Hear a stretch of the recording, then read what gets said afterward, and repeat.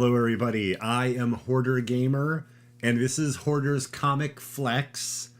This is the episode right before Christmas, and later in the episode I'll talk about the plans for the next two upcoming episodes, and how they're going to be a bit special. So, please look forward to that. Please look forward to that. Okay, first up, we're going to start like we usually do with a comic book review. And just to give you an idea of like the lay of the land, we're going to talk about comic books and do a comic book review. Then we're going to talk about video games and a number of very comic book related video games. I'm really looking forward to that. And a bit about what's going on at DC, as in movies, in a new segment I call, of course, Under the Gun, because of James Gunn. Anyway, we'll talk about toys after that, and then the very near future of comic books, all the way to 1 week from today.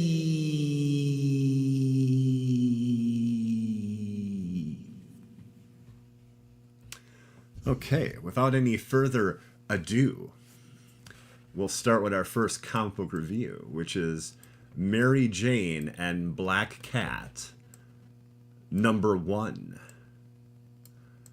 I don't think it's technically called Dark Web #1. I think it's just part of the Dark Web.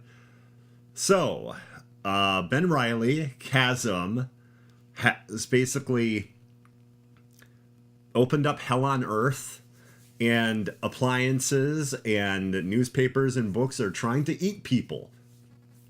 I'm sadly a couple issues behind on Amazing Spider-Man, so I don't know all the details. But yeah, that's what's happening.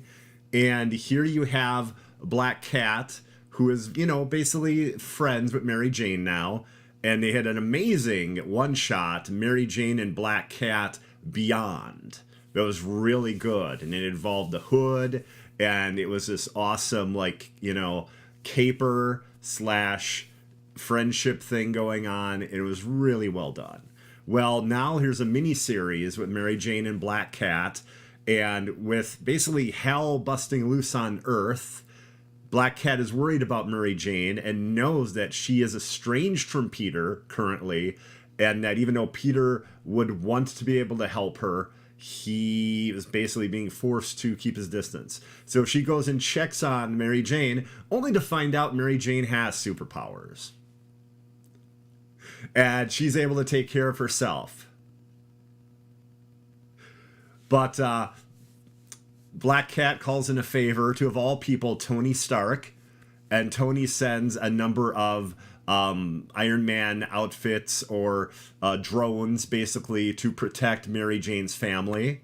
And Mary Jane and Black Cat go on a bit of an adventure, where we find out Mary Jane is cycling through different magic powers, basically like a slot machine. And she talks about how sometimes she's lucky when she gets the powers, and sometimes she isn't. And one of the powers she gets, which is hilarious, is the form of pudding and power over all things pudding.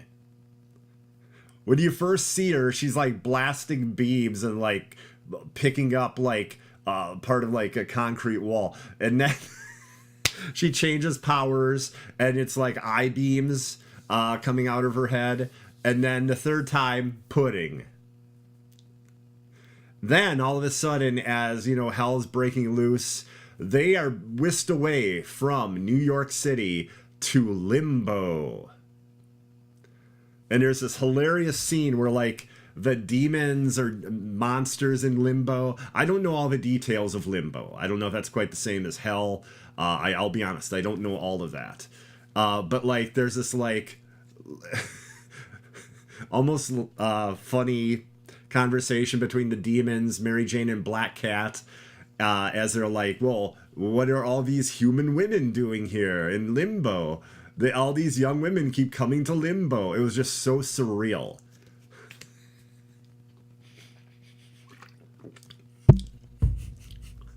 And then they find out why they're there. So I don't want to spoil that, though. But they find out why they're there, and I'll just say it is a demonic presence that brought them there. And it wants them to go on a heist. Because apparently it knew how well what they did against the Hood went. That one shot, Mary Jane and Black Cat Beyond. This is written by Jed McKay, one of my current favorite writers. He also writes Moon Knight. He'll be writing another book I talk about later in the episode. He wrote the Mary Jane and Black Cat Beyond special. Like, he's really good. And I want to say that he's currently writing Strange, which is the Doctor Strange book. And trying to think what else. He writes so many things. But yeah, Mary Jane and Black Cat is a lot of fun. If you had a chance to read the Beyond special, I highly recommend this. Yeah, and then there's this hilarious, like, 10-page story. Someone brought it to my attention, I'll have to double check on this, that I don't usually count the pages of a book, I just read it, right? Well, apparently it's 20 pages now, and then 10 pages of, like, a short story. A lot of times it's the same writer, though, which is interesting, and then a different artist. Now, they've been using this to amazing effect in The Batman, where it's been actually... oh my god, I'm forgetting who's writing Batman right now. Chip Zdarsky. Chip Zdarsky, who's actually writing the main story and then the follow-up. And those follow-ups actually are like a serial. Like, you'll have like part 1, part 2, part 3, just like you will the main story. And Chip has been doing both, which has been pretty awesome.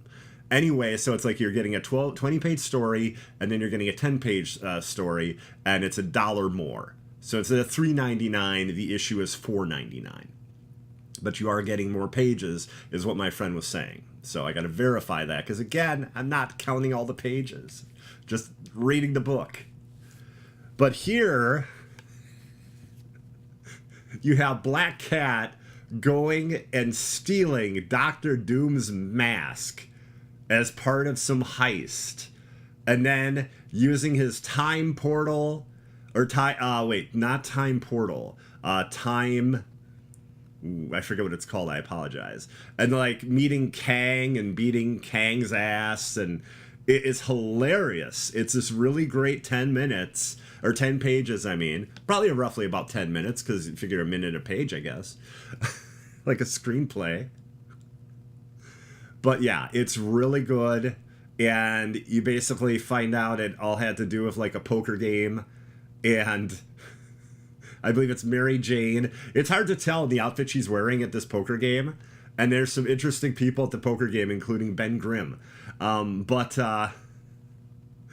she points out on the mask that it says, made in Mexico. And Black Cat is like, oh man, even Doom outsources. And that's like the whole point where like everyone at the poker game is like, yeah, you're full of it. None of this happened. But it's really funny. It's very funny, too, to hear Doom waking up in the morning, hitting the snooze alarm, and goes like, even Doom controls the time is when they wake up. You know, like the crazy way Doom talks. Hilarious. Hilarious. Really good stuff. So yeah, Mary Jane and Black Cat, I think is really good. I recommend it. And I'm going to send this issue I just reviewed back to Limbo.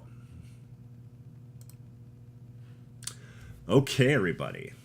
Now we're going to talk about video games. We have a lot to talk about. First off, I'm very excited for Diablo 4. I know that Pewter Odin is also extremely excited for Diablo 4. Shout out to Pewter, amazing streamer on Twitch, and I consider Pewter a friend. Also lives in like the same city I live in. How crazy is that?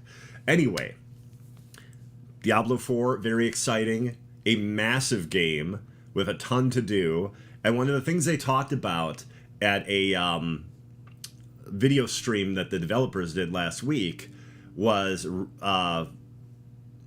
Actually, they didn't really talk about Renown. I apologize. They talked about kind of like what the end game is going to look like, and they talked about how the battle pass is going to be. The most important thing about the battle pass is you cannot purchase power. Okay? No power can be purchased. It's cosmetics. All the elements that could be considered power, such as extra experience, are on the free track of the battle pass. That is what they've said to us right now. Now, I'll be honest, it's Activision Blizzard. Could that change? Sure. It's Activision Blizzard. And that could be something where the devs themselves have no say. But as of right now, what they're telling us is power cannot be purchased, and it's only going to be cosmetics that you can get on the pay version. And on the free track, you're able to get experience boosts just basically for playing the game and moving through the seasonal battle pass. Now, one thing that wasn't clear to me is they're going to have an actual season. Much like Diablo 3 has seasons right now, they're going to have seasons. And it's going to be roughly, it sounds like 2 or 3 months after the game launches. So with the game launching in early June, figure out like, I guess August or September, maybe even October, till the first season drops, right? The actual season. I don't know if that's the same time the Battle Pass drops, or if that's a different thing, because it's called the Seasonal Battle Pass. So I don't recall them actually bringing that up and clarifying that part. If I were to guess, the Seasonal Battle Pass itself is probably not based on the actual season that they're going to be starting with Diablo 4. I think it's separate. So it'll probably be available at launch.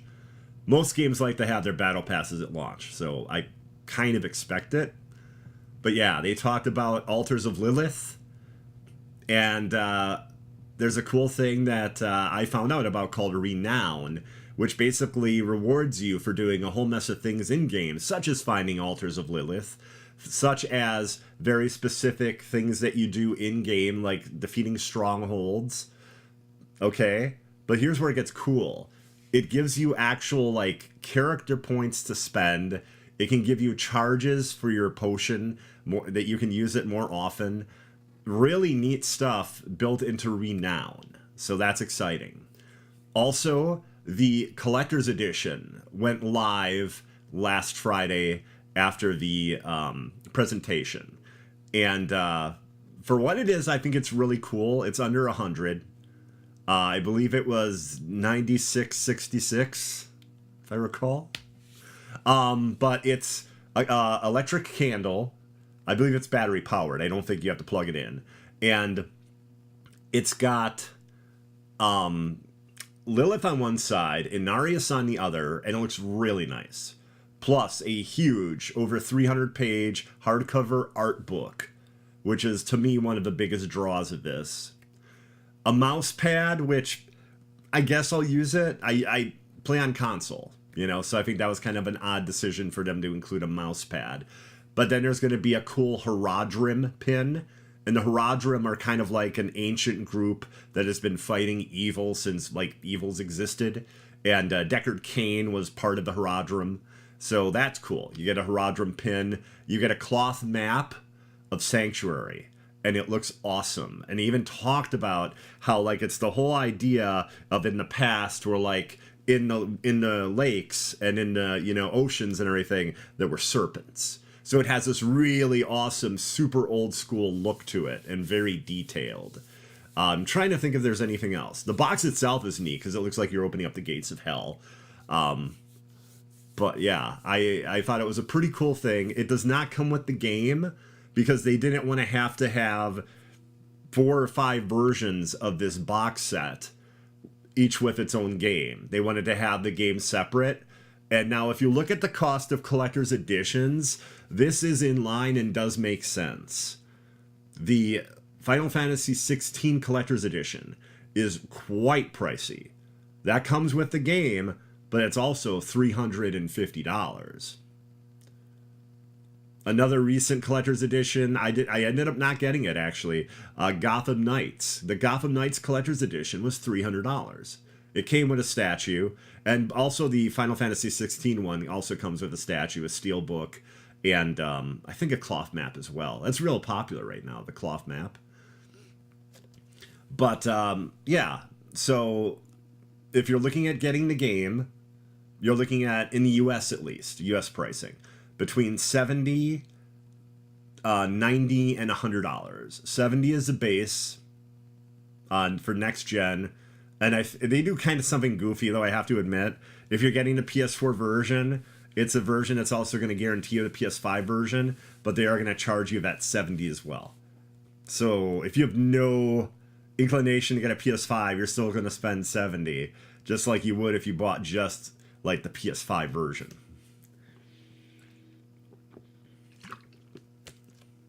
So I think that's a little goofy, but I don't think that's on the devs themselves.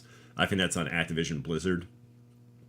$90 version comes with a number of pieces of DLC, including, I believe it comes with a mount for Diablo 4, but then it also comes for things for Diablo Immortal, Diablo 3, and World of Warcraft.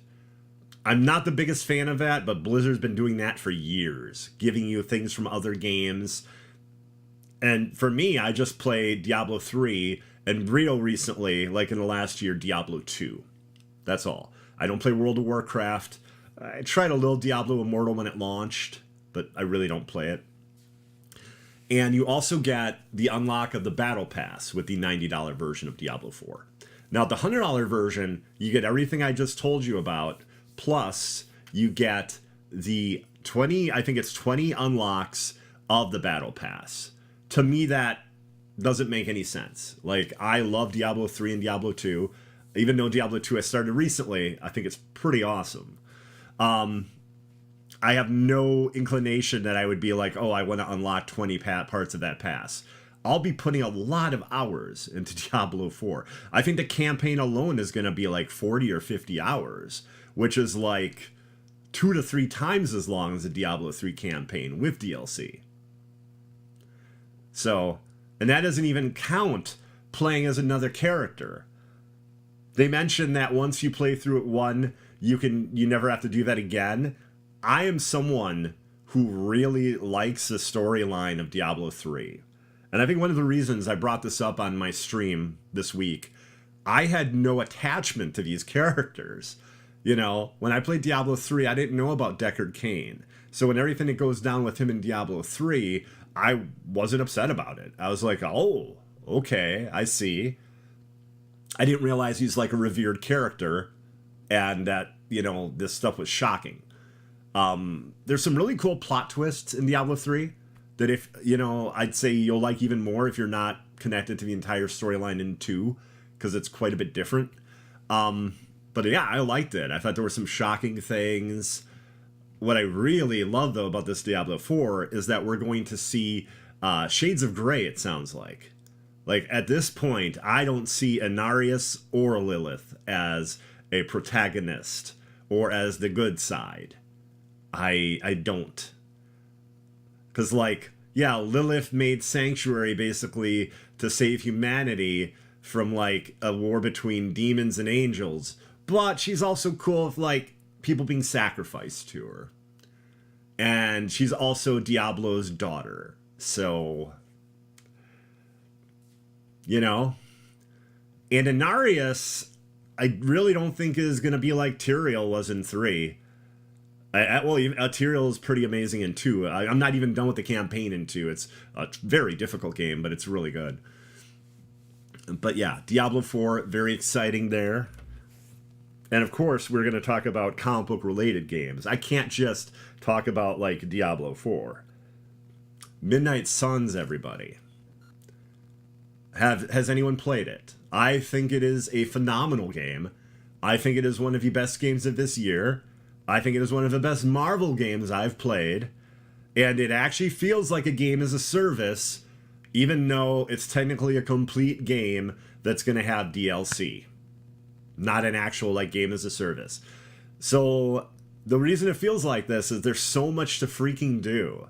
You can befriend just about all of the Midnight Suns, I believe, except Hulk. I don't know if you can befriend Hulk in New Game Plus. Actually, ooh, I don't know how that could work, actually. That's a good question, because that's very story-based. Huh.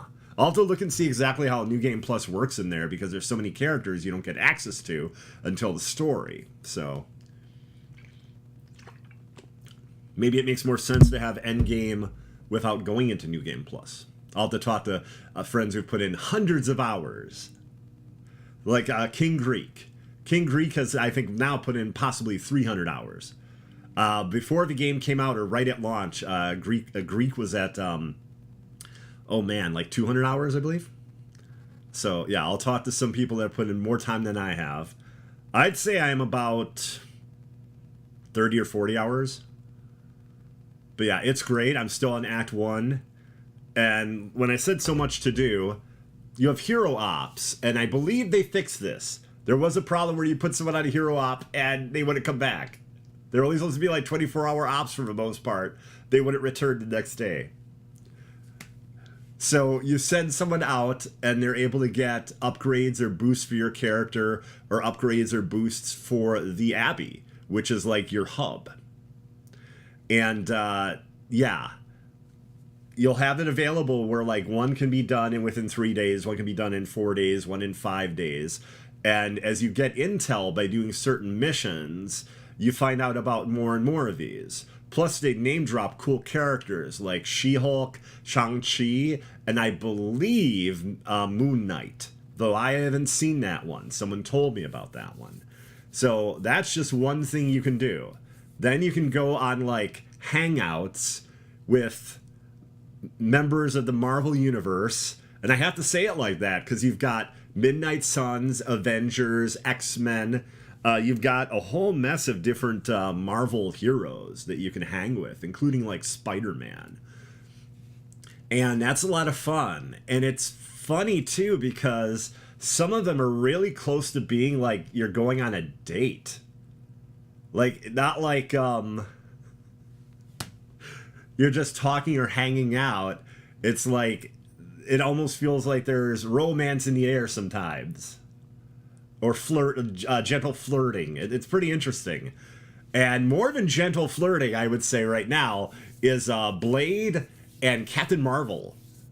Blade, I believe the term is down bad. Blade is down bad, I believe, for Captain Marvel. And it is hilarious, and it's adorable. It's really good. It's really well done. Blade is one of my favorite teammates, by the way. Currently, Spider-Man, Captain Marvel, the Hunter, who's the main character that you get to create. Also, it's Lilith's son or daughter, depending on who you create. And I'm looking forward to getting Wolverine. I've seen him in the story. He's not a member of the Sons yet for me. So that gives you some idea where I am in the story arc right now. And, Robbie Reyes, Ghost Rider. So those are, I think, some of my favorites right there. I'm getting into Magic. She's very interesting to learn and very powerful. Plus, man, that story about her being like the Princess of Limbo and like tricked into that. Crazy. Crazy. But yeah, Midnight Suns has been awesome. And like the way it works every day is you get up, hang out with a hero, you can work out, you can open up an artifact or a coil, and those will have like cards in them or essences and things that you can use to build cards. Okay, so you do that. You can spar with a hero, okay? And you become a better hero yourself, better teammate, and I think they upgrade as well. You can give gifts to different heroes when you're hanging out with them. And certain gifts kind of like scream that hero. Like the unauthorized biography of Captain Marvel, which I'm almost certain you give that to Blade.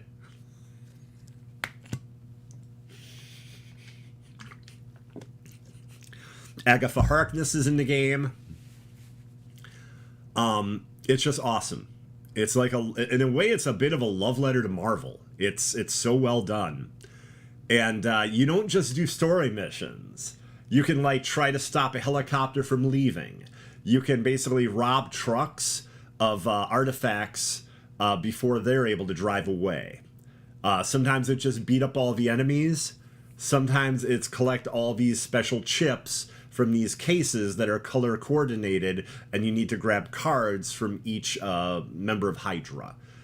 All these different mission types, plus a really cool story one I did involving Venom and a bell. That was really cool. The only thing I was upset about is they decided that a certain hero was necessary for the coup de grace, and Venom had that hero tangled up in his like venomous webs or whatever you want to call that. So I ended up having to go like 2 more turns, and I got 1 star instead of what should have been like 2. So I was a little disappointed by that, but the mission was really neat. And when you fight a supervillain, they don't just show up in the story. First off, they show up in the story, but you have 2 lives. You basically knock them down, they get a second wind, and you fight them again, and then you actually defeat them. Hey, Misplaced, how you doing? And then you actually defeat them. However, in any of the side missions you go on, all of a sudden there could be an announcement, and Venom could jump onto the screen. Corrupted Venom. Corrupted Venom could jump onto the screen. Okay? Corrupted Scarlet Witch could jump onto the screen, and then you have to fight them. Now, there is some kindness here, because when this happens during just the side mission and it's a surprise, it's like you just don't know. It can happen. You know, it's possible. They only have 1 life. So they had some mercy, because they realized, yeah, you're trying to do this objective. You're also trying to defeat Hydra enemies or minions, which are like the Lilin. They're like evil magical character or vigilant villains. I haven't gotten to them yet. Or super villains that are corrupted. I think even Crossbones can show up. But interestingly enough, he isn't corrupted. He's just a jackass. Sorry you're late, but you're lurking. No problem, Misplaced. I appreciate you being here. And now Midnight Suns isn't even done. There's DLC coming for it. We're going to be getting... I don't know the exact order. What I can tell you is Deadpool's first, and it possibly as soon as January or February, because the actual wording was early 2023. So I would think January or February if I'm looking at early. Okay. So Deadpool, but we also have Storm coming, Morbius, and Venom. So those 4 awesome heroes. I don't know, though, if you can befriend them. I don't know if you can raise friendship levels with them. That would be so awesome if you could. I'm not sure. But they will have their own villains and story missions. So it's not just like you have these cool characters to replay the game with. They're actually adding a lot of content each time a character shows up. And I think it would be amazing is if it carried on so well that they ended up doing another season pass. Because, like, I was thinking they could bring in, like, Daredevil, Moon Knight, Elsa Bloodstone. There's all these cool characters they could bring in. Plus, if they got to a third one, the Fantastic Four. But yeah, Midnight Suns, honestly, one of the best things I played this year. People worry that it's a card game. Cards are part of it. It's more of a strategy game. It's more of a strategy because... a lot of things I'll do aren't card-based. It'll be based on things in the environment. Sometimes I'll have to use heroism. Sometimes it's an altered move that'll let me knock an enemy into another enemy. And all those things you have to think about. And you got to be like, oh man, I only have 3 card plays. If I can do a quick attack and knock someone out, I still have my 3 card plays. Or, you know, I'm down a card play. Now... I believe it's the Eye of Agamotto, I think, from Doctor Strange will allow for 4 card plays. I don't know if that's every round or if that's just the first round of a battle, but that's a really nice feature to have, and Doctor Strange is really fun to use. I want to say there's 12 or 13 members that you get to, play with. And again, only one you can't befriend because it's at the end of the game. It was a spoiler, but now the game's been out like a month. Hulk, you can't befriend him, unfortunately. He shows up in like the second to third. It's almost supposed to be like a unlock when you beat the game, but they decided to do it about 2 to 3 missions before you beat the game. On the average, it can be about 60 hours to beat the game. Some people have gone to 80 to 100, depending on how many side missions they're doing and side activities. But yeah, it's really great. I highly recommend Midnight Suns.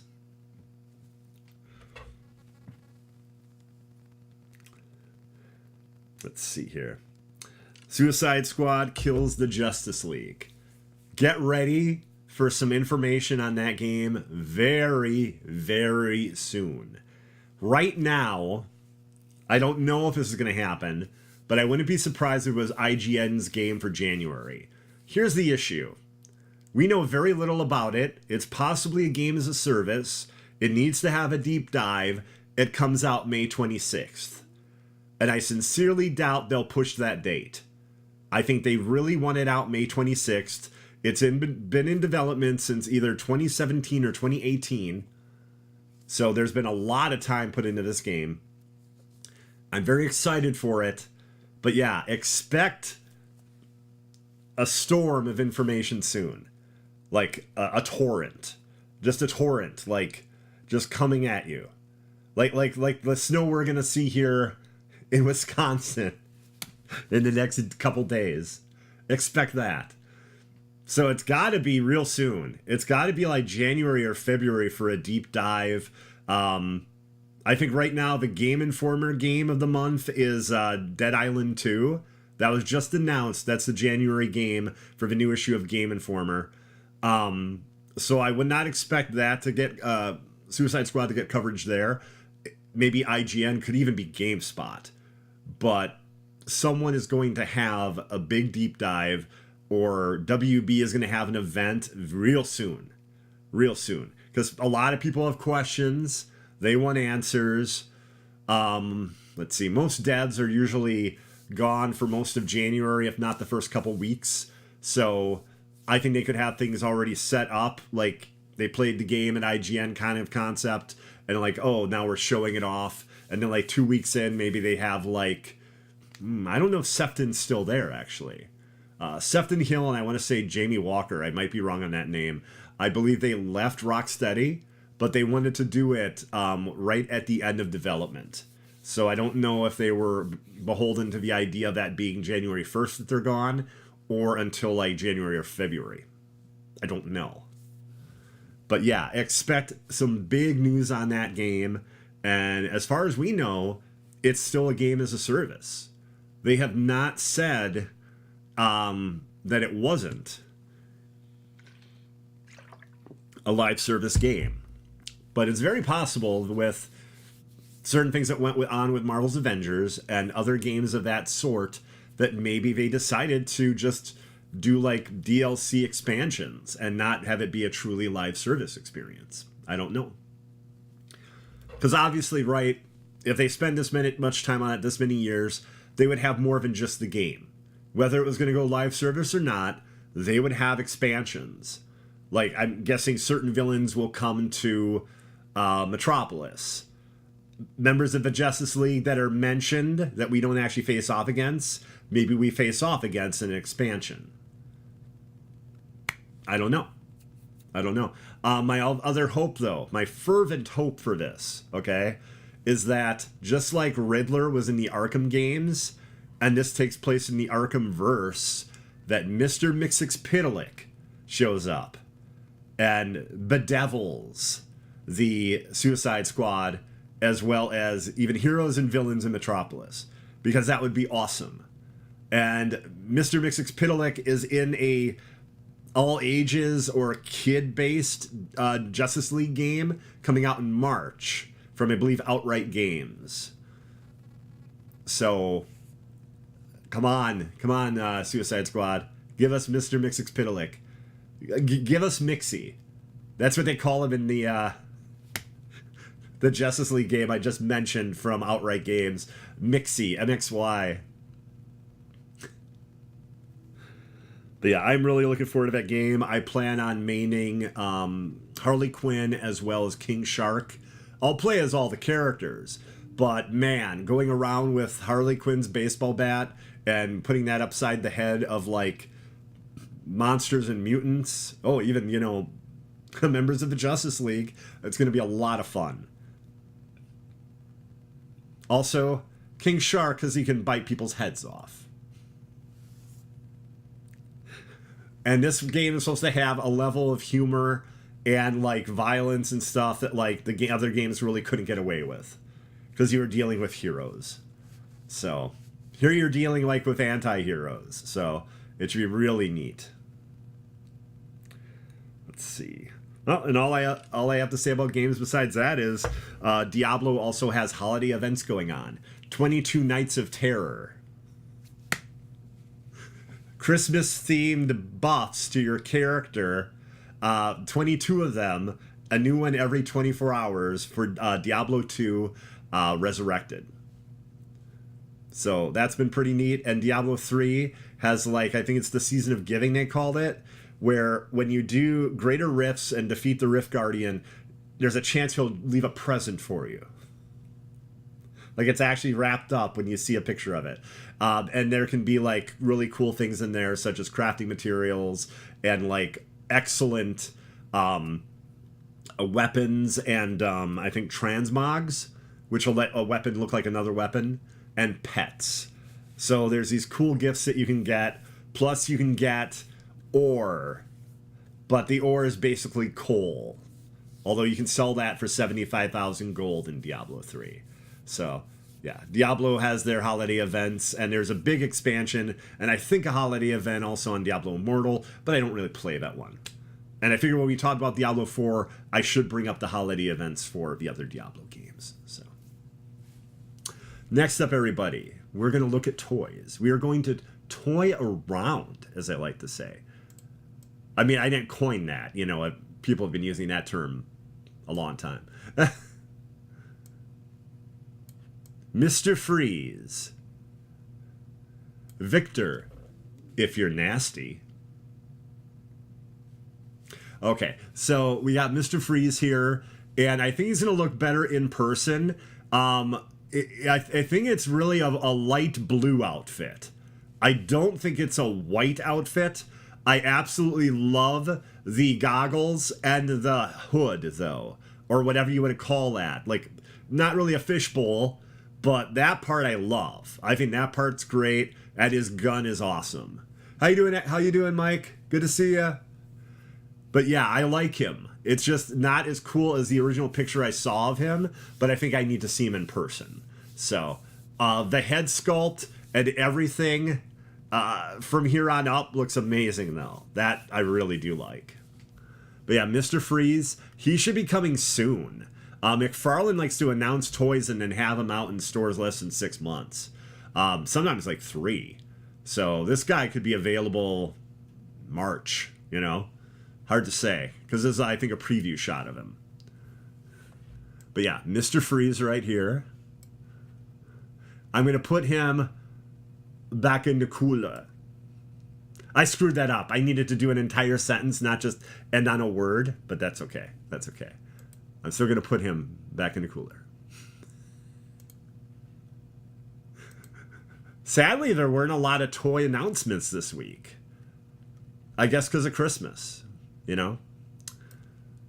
Everybody, Action Comics, Superman on Warworld versus Mongol.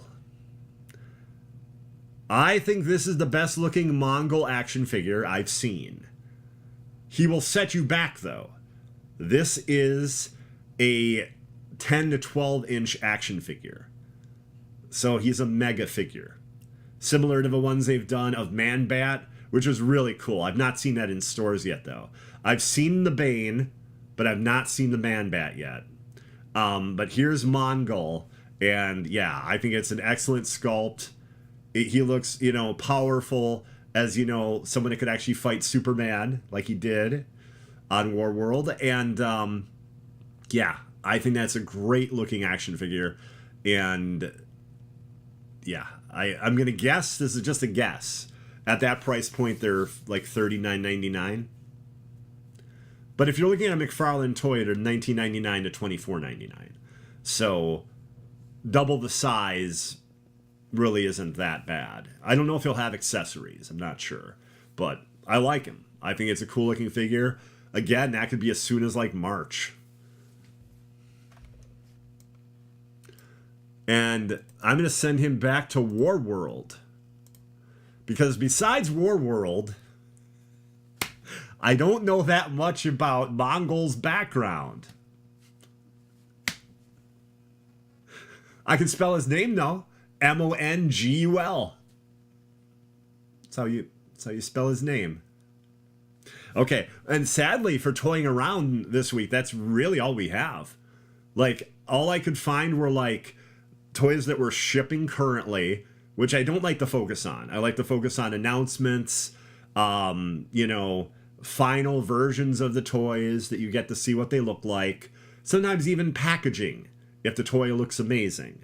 But a lot of it was more like, here's a sale at Amazon. Here's a sale at Big Bad Toy Store. You know, it wasn't a lot of big announcements. Maybe we'll see something in January again. Heck, we could see something next week. I don't know. But yeah, that was kind of the big stuff that I saw. Everybody, we are done toying around. That might have been the shortest time we've toyed around. Okay? Now it is time for us to look into our crystal ball. It is time for us to see the future. All the way, well, the future comic books, that is. All the way to 1 week from today.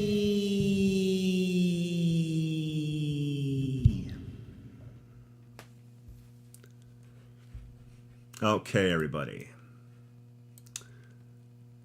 The Book of Slaughter. A one-shot by James Tynion. This is a companion to 2 books. Something is Killing the Children and The House of Slaughter.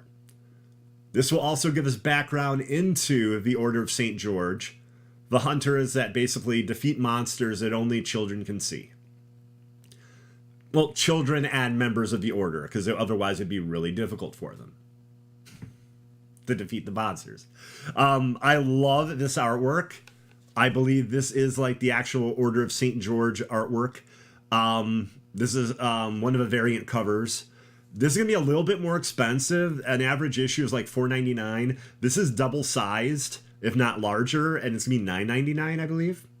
But yeah, it's a one-shot. Something is Killing the Children. And it will also lead us into the future of where the book Something is Killing the Children and The House of Slaughter are headed. So I definitely had to cover this. We might even be possibly, I don't know. We might be reviewing issue 27 as the second comic book that we review today.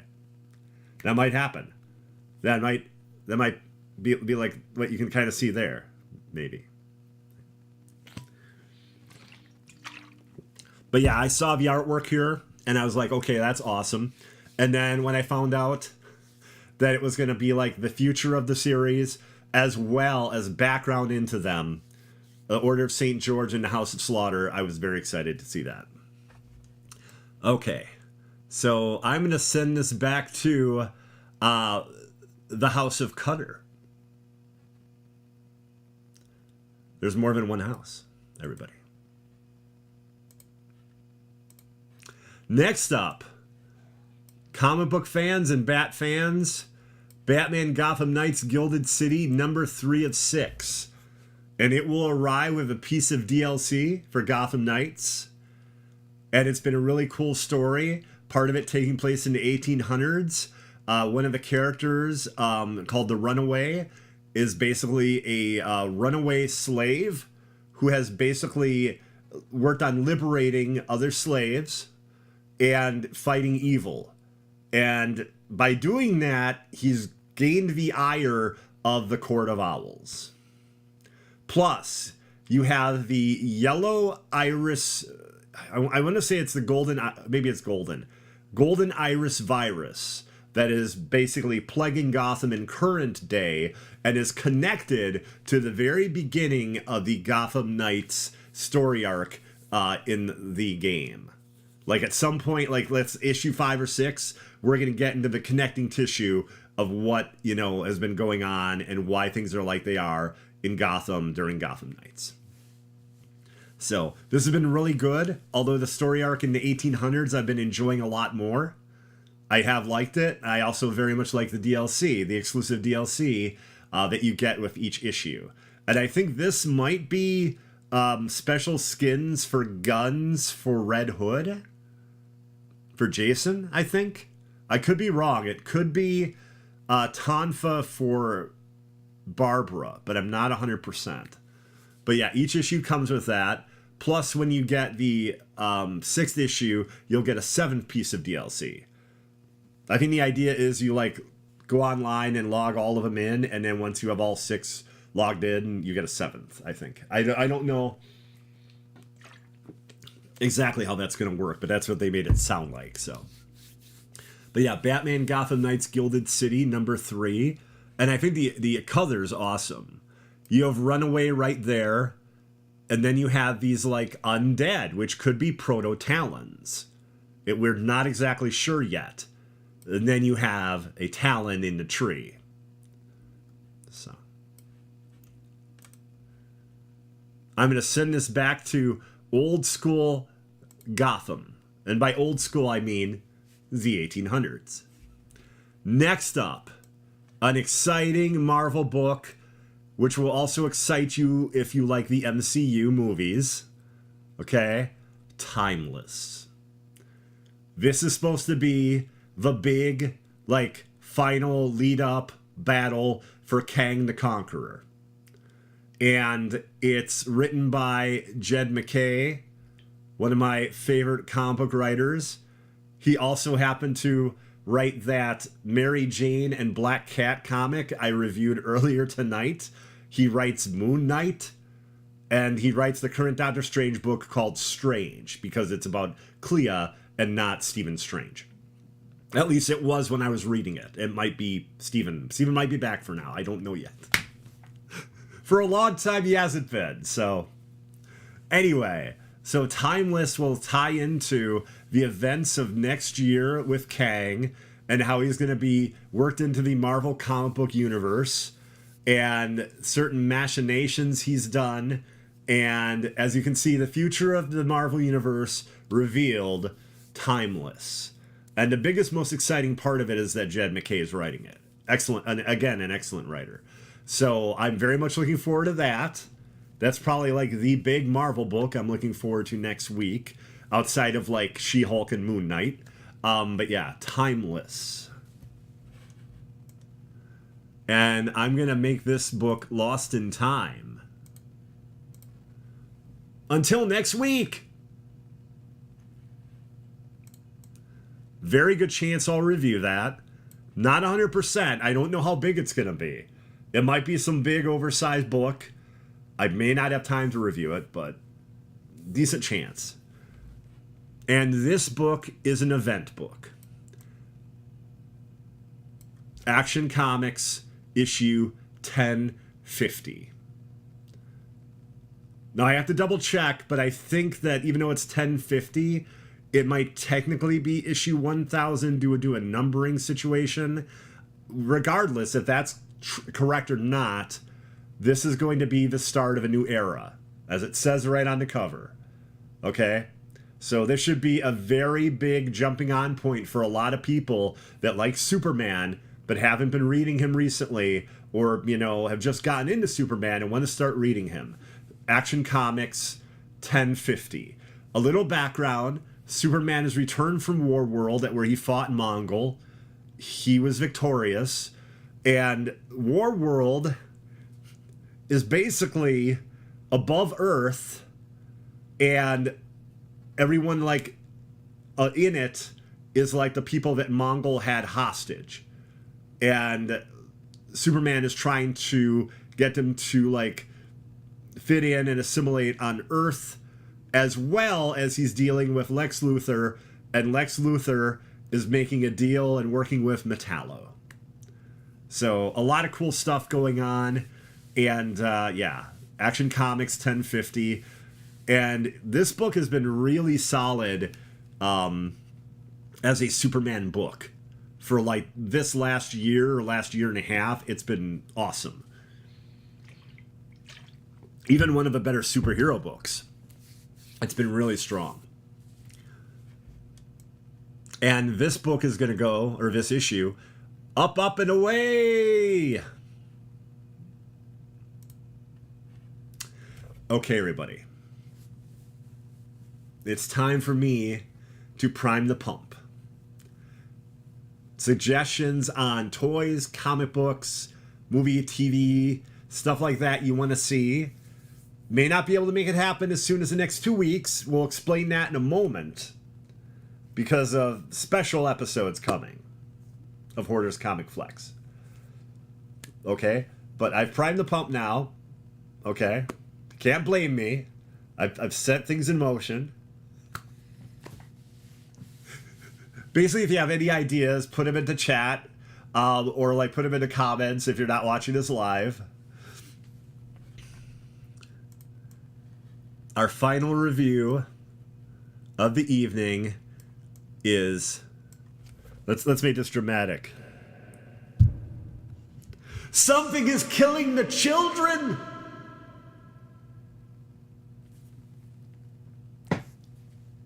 Number 27. Okay. Erica Slaughter, that's who you see on the cover right there, is trying to fight the Duplicitype. The Duplicitype is a monster that can look like a person. And the only person, or people that can actually see the monster in its monstrous form, are special children. The House of Slaughter and the Order of St. George basically look for these children and train them as hunters.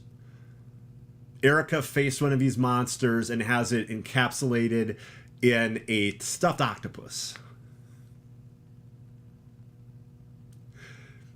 And sometimes she talks to it, sometimes it like tries to torment her. Every hunter has one of those, including Cutter. Cutter is a nightmarish and scary human being, and possibly more of a monster than the monsters that Erica has faced. In this issue, Erica talks about the Duplicitype can't really make itself look like a human being.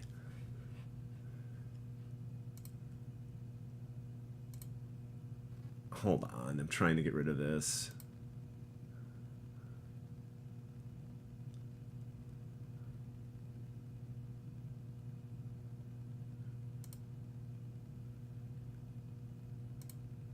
Give me 1 second, everybody.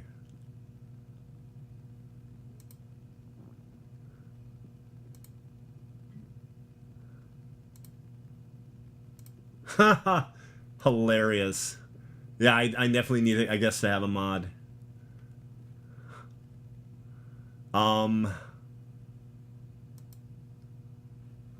Okay. Well, hopefully that's done. That was absurd. Was not expecting that. Pay no attention to that thing that happened in chat a moment ago. Now, where was I? Okay, so Cutter is nightmarish. She's just scary. And she will kill other hunters to keep the secrets of the Order of St. George. At this point, I think she's going against what St. George wanted. Because, yeah, they want their secrets kept, but I don't know if they know how off the rails Cutter is. How terrifying she is. What I was talking about earlier was that Erica basically mentions the Duplicitype and how it can't really look like a human being immediately. things are wrong. It could have 4 arms. It may not get the face right.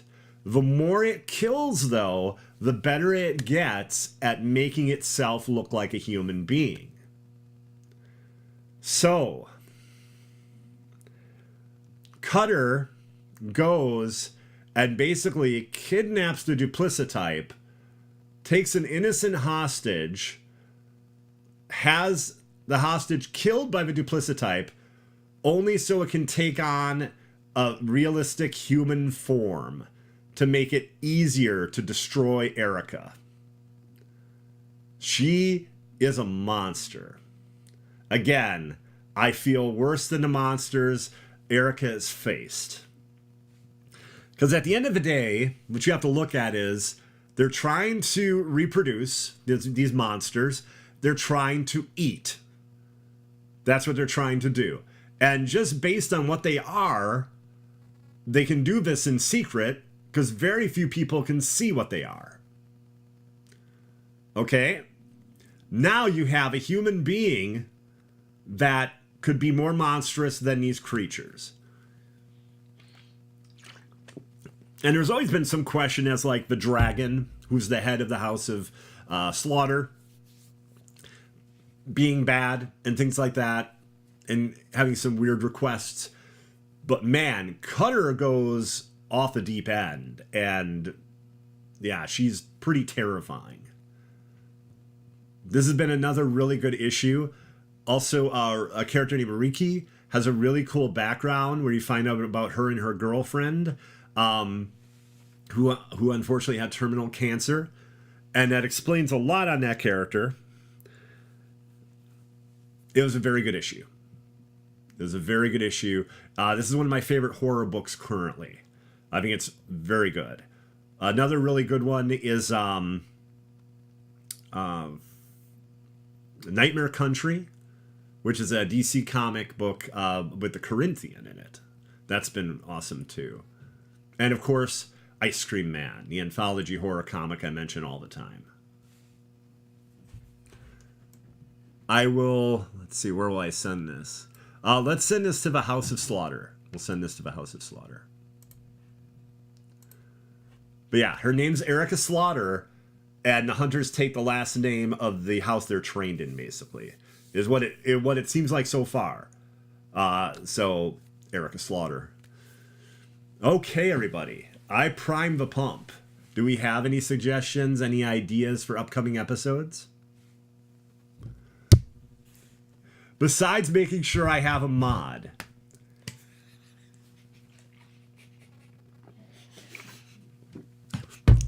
Besides that.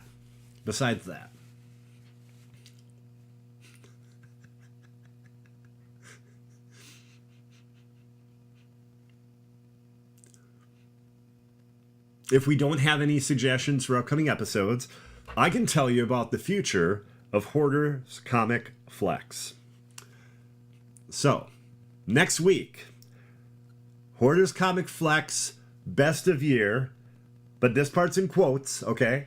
In quotes, that I've played, read, or seen. So it's limited to the things I have played, read, or seen, and it'll be a best of. So I figure it'd be a good point to do that right after Christmas. You know, it's like 2 or 3 days after Christmas Day. And yeah, I think that's going to be a lot of fun. That's going to be next week. And then the first week of January is the future of comics, gaming, and other stuff. Because I don't know if it'll include movies or games or anything. I don't know exactly. Well, I mean, it's going to have games, obviously. But I don't know if I'll focus on TV, if I'm going to focus on movies. So at this point, I said, other stuff.